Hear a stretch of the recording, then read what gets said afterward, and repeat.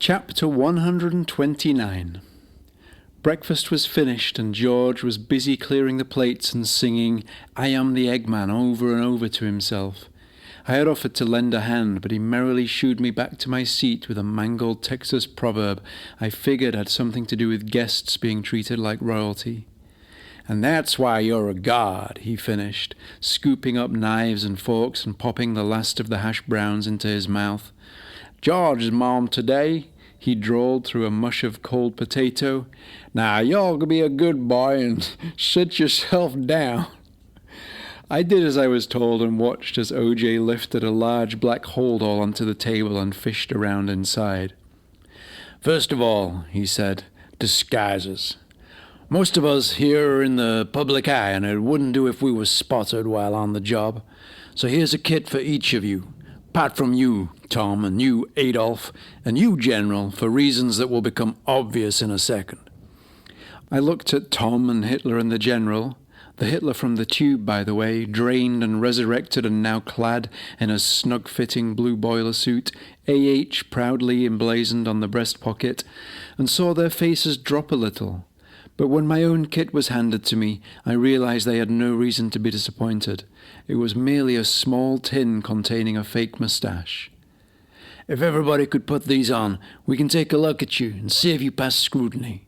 Meanwhile," said OJ, "here's a pair of clippers for you three. If you want to go off to the bathroom and remove your moustaches," that was how he pronounced it, "and get back to us as soon as you can." The tin had a little mirror in the inside of the top for us to admire ourselves. It really was a marvel of technology. And on the outside of the top the words "Top Secret" and FBI/CIA were embossed into the metal. I glanced around and hoped there was a way I'd be able to sneak this tin into my possessions, along with the robe from the Peacock Ranch and the tea bags from the meeting room, not to mention all 4 hubcaps from the Bronco, which had stuck behind some rocks at an I-5 rest area while AC had been taking a piss. My moustache looked pretty good. I did wonder about the necessity of it, what with my not being known at all, but the more I looked, the more it grew on me, and I thought perhaps I might cultivate one just like this in any case. I looked around the table at my companions. AC and OJ looked like a couple of pimps from the 70s. Dan/Kirk looked like a camp maitre d' in the kind of chic Bay Area restaurant that would offer random wisdoms culled from the pages of a Deepak Chopra book with your salad. Martha and Rachel just looked like 2 women wearing fake mustaches and fairly preposterous, while George W. looked unmistakably like George W. Bush, and even more so, bizarrely, than without it. "This has to be a joke," I said, turning to Rachel and shaking my head. "No offense, but you look ridiculous. There's not a person on the planet would think you were anything other than a woman wearing a false mustache, and not even Stevie Wonder could fail to see that that is very obviously Martha Stewart." I turned to Martha and noted a glint in her eye. "Just give it time," she cooed. "These things really do grow on you." And, peculiarly enough, I felt something of a truth in her words, despite the daftness of the face that had just spoken them. I turned to Lieutenant Dan/Captain Kirk, so dumb, and asked him if he was allowed to tell me his real name yet, but he refused to either confirm or deny whether that was the case. Then I asked him how he'd made his way back into existence, and he nodded towards AC and told me that he'd done it, and that he'd also taken care of his wife and kids. "That laptop you inexplicably pulled out of nowhere," he said, "that OJ dropped into the trash. Well, he hadn't actually dropped it. He just pretended to. Sleight of hand. He's tremendously good at it. And he stashed it in the passenger footwell until they could sneak it somewhere safer." Yeah, he talks differently now. I looked at OJ and AC, but they were busy twirling each other's moustaches and looking in their tin-lid mirrors. "Go on," I said. "Well," he said, "obviously it was a lot better for it to be in their care rather than plummeting towards hell, where God only knows who might get their hands on it. And better with them than with you, as it turns out." "Hey," I said, "there's something I need to point out here. I wrote you out of existence, not into some horrible, gruesome ending. If you'd never existed, you'd never have suffered. So in a way, it's better than just about any other fate I could have imagined for you. No hard feelings, man. I held out my hand for him to shake and allow us to move on from the whole awkward thing, but he wasn't quite ready for that. "That's true," he said, "but you also wrote my wife and children into a traffic accident." "Ah," I said. "Ah, indeed," he said, "but—" "You weren't supposed to know about that," I interrupted. "You were supposed to be in oblivion, so there was no wife or children to worry about. I mean, a wife, maybe, or at least a woman who would have been your wife had you existed, but, well, once you'd ceased to be, she would never have been in that car anyway. She would have married someone else, had someone else's kids, been in someone else's car, or—" "You're not making this any better," he said. But then I noticed he was smiling at me. "Listen," he said, "the point is, don't go playing so willy-nilly with timelines, and don't go live editing your characters' backstories just so you can generate a little extra leg room on a 20-minute journey. I'm pretty sure you'd have survived up until the end. I doubt very much the plot was going to call for you to come down with some deep vein thrombosis and be whisked off to hospital." "True," I said, chagrined. "They're good points. The other thing," he said, "is it don't matter. AC fixed it in the mix, as you like to call it, and did a little editing of his own. You're not too bad at the old typing. He wrote an interesting mini-adventure for my wife and I, a kind of Homer-inspired tale of a journey into the underworld, two souls searching for one another and reuniting, and it's brought us closer than ever. To be honest, we've not been the happiest of couples these last few years, but her brush with death and my sojourn into non-existence, as well as losing the kids and everything that was important to us, well, it really put things into perspective. So in a way I should thank you, okay, yeah, even though what you did was completely irresponsible and motivated purely by a staggering degree of selfishness." I pondered his words for a moment, and then I had a thought. Would you believe me if I told you I knew all along that that was going to happen, and that's why I did it? "Not for a second," he said. He held my gaze for a moment, and then flashed a smile. "No hard feelings," he said, holding out his hand. I took it and gave it the manliest squeeze I could muster to match his own. "Oh," he said, "and my name actually is Dan. Lieutenant Dan T. Kirk, to be precise. So you guessed pretty good with that one, somehow. Though I'd prefer it if you'd call me Daniel from now on, if that's all right." "Lieutenant Kirk," I said. "Daniel," I said. "It's an honor. Consider it done." One more handshake for good measure. He was a sound bloke, and I should never have written him into oblivion in the first place. It was such a shame what— "No!" shouted AC. "Enough of that."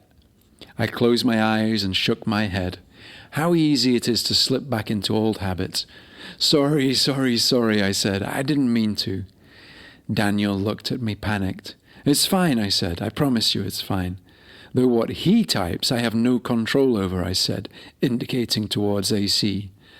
And then I turned towards him and caught his attention and made sure he knew I was sincerely miffed.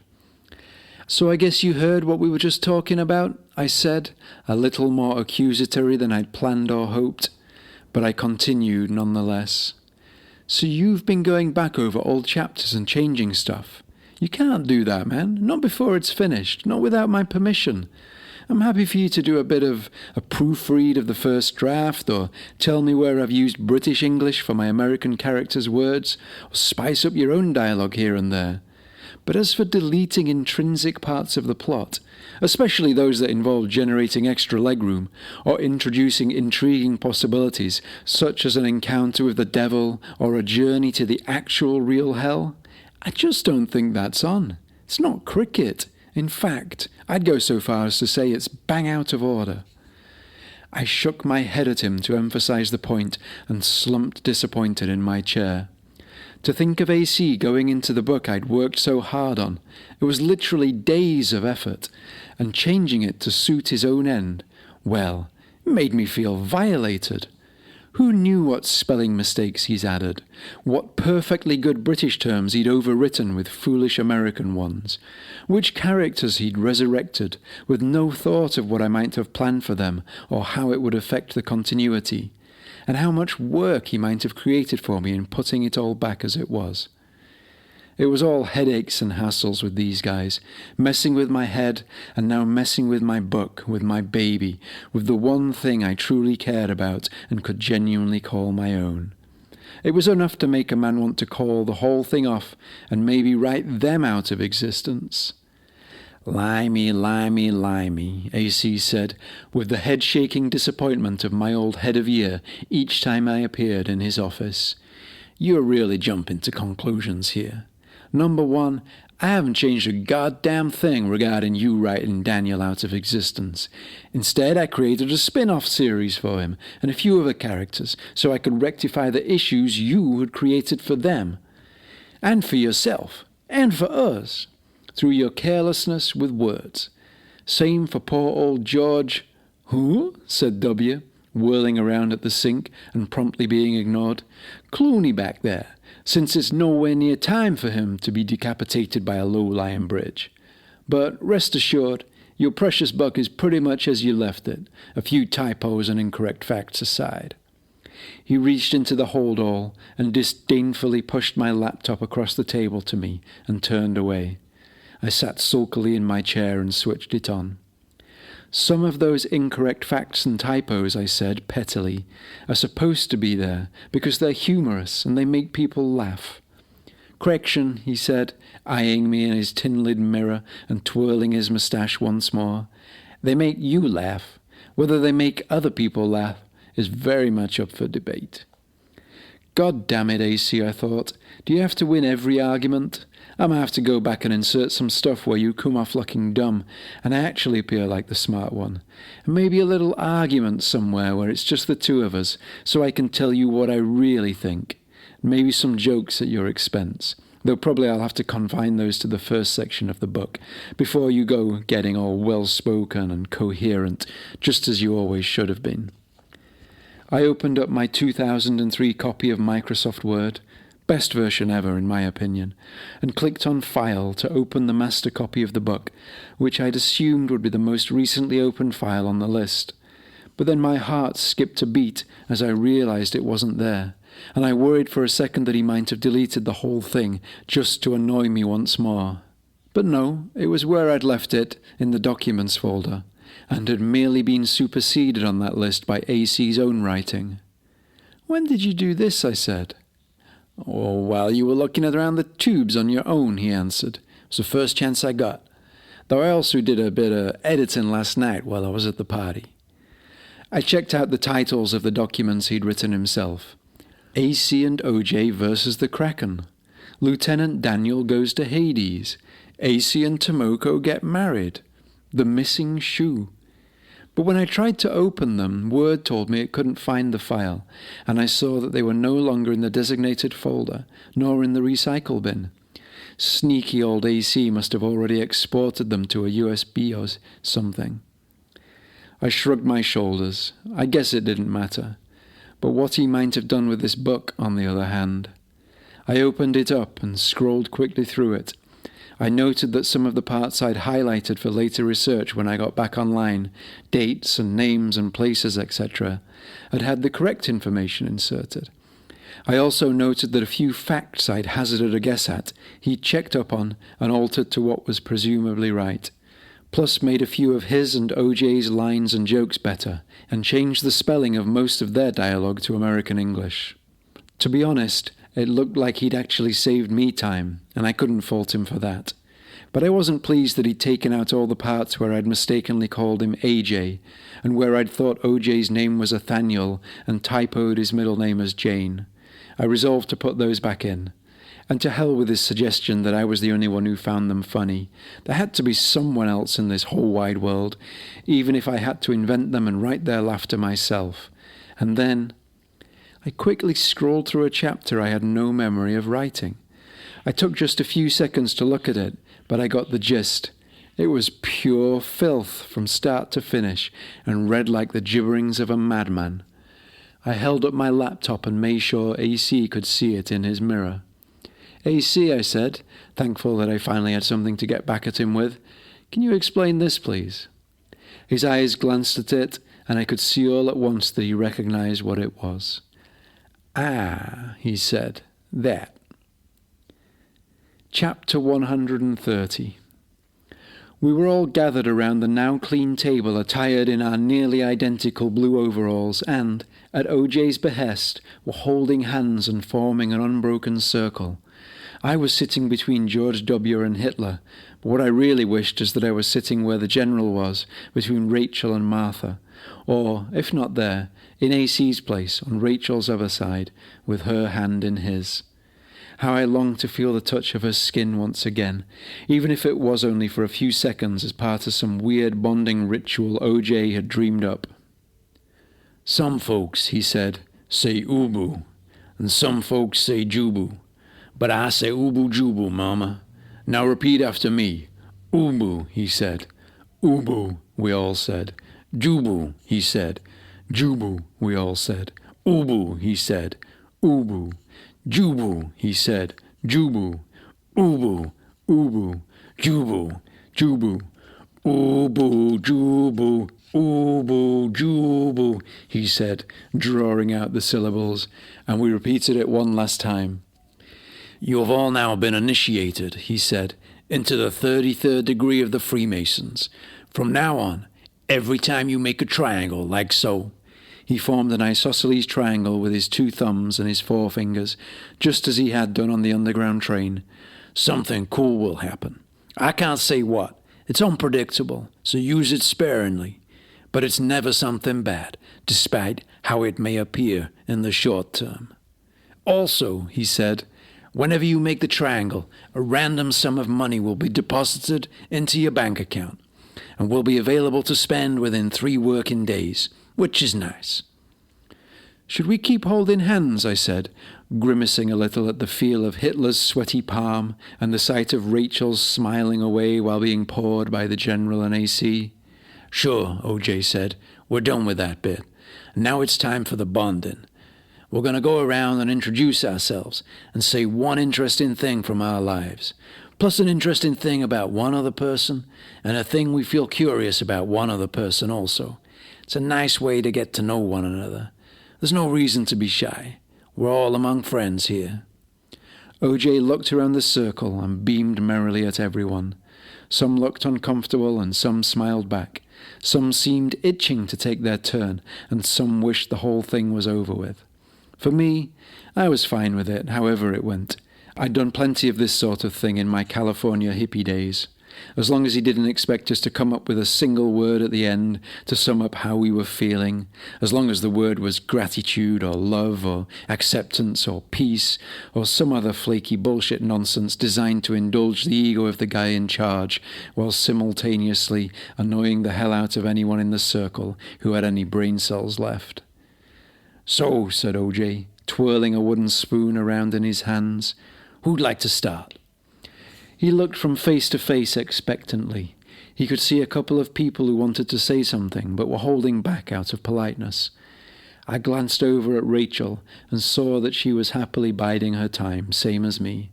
We shared a smile with one another, and the look in her eye reassured me that her hand-holding with the General and AC had meant nothing to her. I will go, said Hitler, in a surprisingly soft accent, barely tinged at all by his famous German bark. He started falteringly.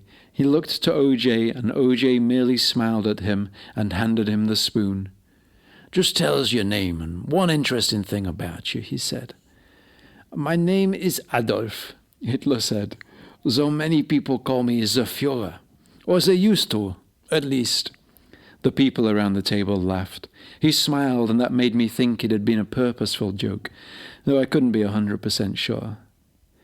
I suppose the most interesting thing about me is that I have been suspended in liquid in a large glass tube for the last 62 years, while robots taught me English and... He faltered again here, and I swear I saw a tear come to his eye. "It's okay," Rachel said, leaning over and putting her hand on his. God damn it, I thought. Was everybody going to get to hold hands with Rachel except me? And then I realized I was just being petty and small and making myself look bad. And so I just accepted the whole thing and thought, what a wonderful woman she was, to be so consoling and considerate of others. And there was suddenly not a trace of jealousy in my system. I put my hand on Hitler's shoulder and said, there. "Thank you," he said, patting my hand and then giving it a squeeze. "I appreciate that." A box of tissues appeared on the table in front of him, and he took one. "For a large part of that time," he said, dabbing at his face, "I was made to confront the error of my ways, to see what I had done and what I had been, and how I had affected others, from every possible angle. There was no reprimand," he said, a little uncertain of the word, "but simply an opportunity for me to choose to see things differently. And eventually, Dankeschön to these guys here," he said, looking in turn at OJ and AC and the General. "I did." He smiled now, and a tear rolled gently down his cheeks. He blew his nose. He handed me the tissue. "A fact about another one of you," he said. "I do not know, because I do not know you yet." Fucking hell. What about Arnold Schwarzenegger? No, I can't do that. But I would like to say that I am looking forward very much to getting to know you, and getting to know you well. Getting to know you, yes, yeah. And as for what I am curious about, I am curious, I admit it, about how you feel about me, Rachel, and whether there's any possibility someone like you could find forgiveness for someone like me, or if there is anything I could possibly do to make things better. He handed her the wooden spoon. It seemed that was the way it was going to go, spontaneously from one to the next, rather than clockwise or anti-clockwise. Rachel picked up the spoon and launched right in. "Hi," she said, bright and breezy. "My name's Rachel, and one interesting thing about me is that I played soccer for the Israel under-21 side, not the women's side, though. I disguised myself as a man and made it through all the trials and a couple of years playing for my club, and I was only found out when, well, that's more interesting things than one, if I get into that story. But damn, I thought, only 2 people in, and already my list of who and what I was curious about was overfull. From Hitler, I wanted to know how he felt without his moustache and his famously parted hair. He looked good, by the way, clean-shaven and with a floppy, almost emo fringe falling into his eyes. And from Rachel, how on earth she'd hidden her breasts for 2 years and fooled everyone into thinking she was a man, when it was clear as day that she was 100% woman, despite the silly moustache that she, for some reason, still sported, and that was never going to fool anyone. "As for something interesting about someone at this table," she said, "I'm going to go for Marlon. Not only is he a very sweet man who writes some really funny things that make people laugh. No, really. But he's also one of the only 2 people to have lived the rarest timeline in all of creation, and to have lived it the longest. So he really is a unique individual." She raised her spoon to me, and I could have melted to the floor and died happy right there and then, as long as OJ promised to resurrect me with his magic gloves and let me come back and gaze on her once more. "And let's see who I'm curious about," she continued, breaking our ocular embrace and glancing around the circle. "Oh yeah," she said, "I'm dying to know why AC and the General are so remarkably similar, almost to the extent that a casual passerby might think them one and the same, colour aside." And with that she handed the spoon to the smiling General, and he took it with a surprised, "Ow." "Ow, well," he said, laughing to himself, "there's not much to say about me. My name is Marion, but my friends call me Mace, and I hope that's what you'll all feel free to call me soon enough. Let's move on from this general malarkey. And I suppose the most interesting thing about me is that I was born on the exact same day of the same year, at pretty much the same time, and in the same place as A.C. Cowlin's here. And the reason for that is, if ye haven't already guessed, I'm A.C.'s twin half-brother. Born from the same mother, but with a different father, hence this pasty white skin of mine, and brought up by adopted parents in Missouri, hence the accent. Oh, and my middle name is Charles, he laughed. That's two things, General, A.C. mischievously chided his now-revealed twin half-brother, which I personally found a little difficult to swallow, despite their obvious similarities. Ah, yes, said the General, sorry about that. So let me make it quick. An interesting fact about O.J. is that he once levitated more than 4 inches off the ground in front of a crowd of about 30 people. And the one thing I'm curious about is whether or not this limey can really do what O.J. says he can. Hot damn. Only 3 people in, and I now have 6 to be curious about. Added to Hitler and Rachel, I really wanted to know whether A.C. and the General, Mace, really were twins, and whether O.J. could actually levitate, and what this thing I was supposed to do was. And suddenly I got it, the whole point of the exercise, and how O.J. was right that it would help bring us closer, for already I could envisage the future conversations and topics for discussion arising from this brief time together, all because ideas had been sparked and we'd been asked to find something interesting to say about ourselves and about one another, rather than the superficial and tentative explorations we might otherwise have gotten into in this most formal of environments. And so round we went, and we learned that Major Tom was actually called Graham, pronounced for some inexplicable reason like Graham, and that he had a boyfriend also called Graham, but this time pronounced properly because he was Scottish, and that as a young man he had once canoed the entire length of the Colorado River right down into the Gulf of Mexico, but nobody had made a film about him because he'd simply gone home and got a job and grown older and settled down rather than dying. And Daniel and George were both painters in their spare time and hoped one day to exhibit their work, and both their wives had the same name too. And Martha told us of the best mission she'd directed while she was pretending to be incarcerated, a very, very famous one I am unfortunately not allowed to type about here.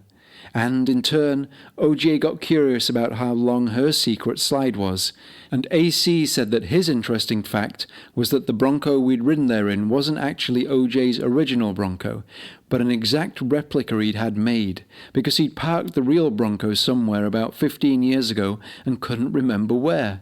And O.J. just laughed and told him that he knew, and said that the only interesting thing about him was that he had double-jointed elbows, and showed us.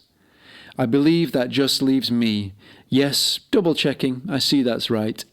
And for a man who outputs a lot of words about himself in type, I suddenly struggled for something to actually say. For all of a sudden, in the midst of these people's lives, I didn't seem quite so interesting as I thought I was. And in the end, I just mumbled something about how meeting all of them was by far the most interesting thing that had ever happened to me, and I looked forward to getting to know them all better in the future. Then I told everyone that O.J. and A.C. had parted with Jimi Hendrix, impressed nods and laugh from all, except Hitler, as would be expected.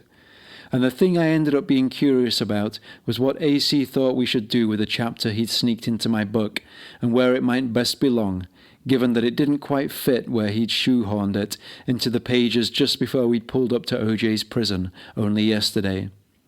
And with that, O.J. brought the initiation and bonding ceremony to a close. He dimmed the lights and lit a candle and placed it in the center of the table. He told us all to hold hands once again and close our eyes, to take 3 deep breaths in through our noses and to let them out through our mouths. You know, he said, once we were done but still sitting together with eyes closed and hands held tight, those disguises are really beginning to grow on you. Suddenly, I snapped open my eyes and looked around the circle. Everyone's face was totally transformed. The fake moustaches they had stuck to themselves were no longer clearly held on with tape, but had somehow made themselves an intrinsic and natural part of the visage they were attached to. And not only that, but the faces themselves had conformed to the moustaches. Eyes and hairlines and cheekbones and noses changed to match the personalities the moustaches seemed to suggest. I looked at Rachel, and though still beautiful, she now resembled a soft-skinned young man with twinkling eyes and a beard and a mass of dreadlocked hair. She laughed, and we looked around the table and realized everyone else was laughing and looking at one another and checking out moustaches and faces transformed and pulling out their little tins and lifting the lids to spy themselves in the mirrors and then laughing some more. I took out my own tin and tentatively flipped over the mirror, and I saw a me that I kind of recognized and a me that I would have been had I been born 20 years previously in a place where pudding bowl cuts and big bushy moustaches were the norm. I looked like photos of my mum's youngest brother taken in the 80s when he was a little younger than I was now. The greatest and by far the most hilarious transformations were those of George W., rendered a slim-figured Texan aristocrat and dandy, and Martha Stewart, looking for all the world like the sort of Pittsburgh construction worker who would enjoy nothing more than lunching daily astride a 500-foot-high girder and dropping bits of turkey sandwich and spit on the disgusted and beleaguered crowds below, with her arse crack hanging out and not a care in the world. "I told you," Martha said to me, still twinkle-eyed, but now with a brute hardness that I, for one, wouldn't cross or provoke in a hurry. She grunted and snorted her nose and hitched up her breeches. "Time," she said, "to get this show on the road, I think." And she shoved back her chair and stood up from the table, and just as she did so, an ancient dial telephone on the wall beside the sink burst into life and sounded its ring into the room. "Bring, bring," it said. "Bring, bring." Just like in olden days before smartphones and FaceTimes and internet everywhere. OJ picked it up and listened. He nodded his head. He listened some more. "Very good," he said. "We're coming." And out we strode, with bellies full and camaraderie instilled, some arm in arm, our blue boiler suits respectively displaying our actual real-world initials, but with faces now camouflaged by secret magic moustaches that really were a marvel of technology and wonder. Who knew what else these people had hidden down here, not deemed suitable to release to the public until many years in the future, if at all? For it was very clear to me by now that everything we had above ground, computers and phones and lithium-ion batteries and toasters and AI, was ancient news to those who walked these hallowed halls, and that they'd been used to everything we regarded as brand new and innovative for decades. Perhaps somewhere down here, even, was a machine that could suck a buck idea directly from a man's brain, or from his soul, or from his arse, or from wherever they come from, and type the whole thing up for him without him having to lift a finger or sweat one bead, though he'd probably still have to proofread it and change all the theirs to there.